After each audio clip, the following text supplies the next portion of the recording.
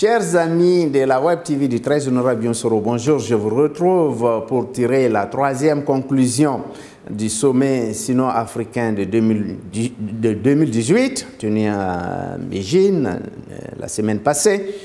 Et puis, ce qu'il est convenu d'appeler, je vais exposer dans la présente chronique, la doctrine des 5 noms, de ce que l'on peut appeler l'activisme diplomatique, économique, commercial chinois dans son partenariat stratégique avec l'Afrique, les 52 États africains ou avec ultimement les 37 programmes d'émergence que les chefs d'État africains ou les gouvernements africains tentent d'implanter.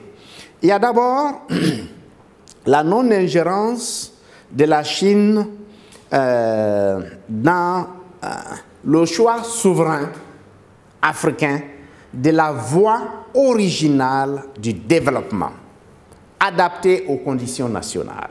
C'est très bien précis. Ce qui signifie, d'ailleurs je l'ai traité dans l'éditorial qui est sur le site guillaumesoro.ci, comme tribune internationale, il n'y a pas de modèle chinois dont la transférabilité et l'implantation soient coordonnées par une perception technicienne, ordonnée, prédéterminée. Non. Il y a des voies originales.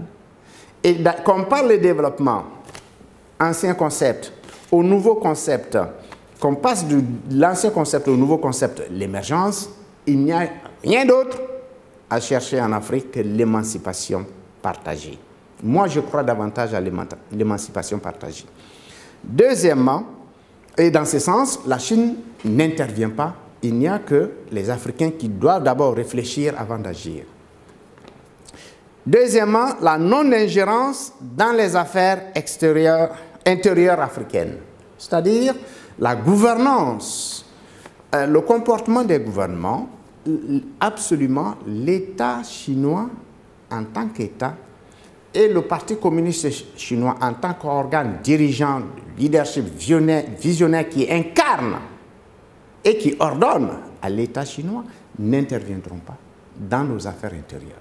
Une habile façon de dénoncer, ce n'est pas dit, c'est le non-dit, l'interventionnisme de type occidental ou de type soviétique, que à l'époque on taxait d'impérialisme de type social ou l'impérialisme américain. Ce sont de vieilles catégories politiques, n'est-ce pas?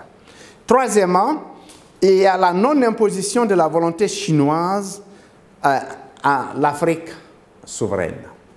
Les Chinois disent que c'est le partenariat gagnant-gagnant, l'égalité entre les partenaires. Il n'y a donc pas de volonté de soumission, de soumis aux soumettants. Non. Il n'y a que la volonté d'aller à une forme de partenariat gagnant-gagnant, c'est ce que j'appelle l'émancipation partagée. Et pour aller à la prospérité partagée, il faut aller à l'émancipation partagée, n'est-ce pas? Quatrièmement, la non-imposition des conditionnalités politiques, quelconques, préalables à l'octroi de l'aide chinoise. C'est bien écrit. Ce qui signifie que dans le temps, nous qui sommes des jeunes qui avons commencé les universités dans les années 85, il y avait des histoires bidons comme ça que, soi-disant, programme d'ajustement structurel par les institutions de Bretton Woods qui imposaient des conditions ubuesques qui ont cassé l'Afrique. Il n'y a pas ce type de conditionnalité. Il n'y a pas d'interventionnisme dans nos choix souverains d'aller à l'émancipation économique de nos populations. C'est la souveraineté des États qui est attestée, réaffirmée, soutenue. Cinquièmement, enfin, il y a enfin une non-poursuite des intérêts égoïstes politiques dans le cadre de la coopération avec l'Afrique en matière d'investissement tout comme de financement. Qu'est-ce à dire? Que, simplement, la Chine, comme je l'ai dit dans mon éditorial de la semaine, poursuit avec la doctrine, la pensée du président Xi Jinping, une politique, un partenariat fondé sur des valeurs éthiques, des valeurs morales, l'équité et la justice. Et tout l'activisme diplomatique, commercial, économique, global, stratégique, géostratégique, à travers l'initiative One Belt, One Road, la ceinture et la route, nous avons déjà exposé sur cela depuis 2 ans passés, ceux qui ont pu nous lire ou à travers moult chroniques, sont bien avisés pour constater que c'est des principes d'équité et de justice pour construire des capacités, des infrastructures et à travers une vision, une orientation géopolitique, géostratégique. Et tout converge sur l'Afrique. D'ailleurs, depuis Djibouti, on le constate, l'Éthiopie.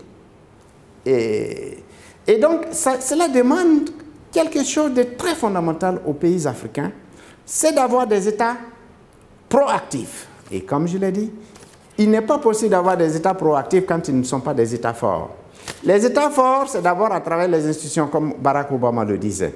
Mais les institutions fortes, c'est à travers une justice indépendante, qui est le socle de l'État, la règle de droit. D'ailleurs, c'est indispensable pour la garantie des investissements étrangers. Je vous remercie.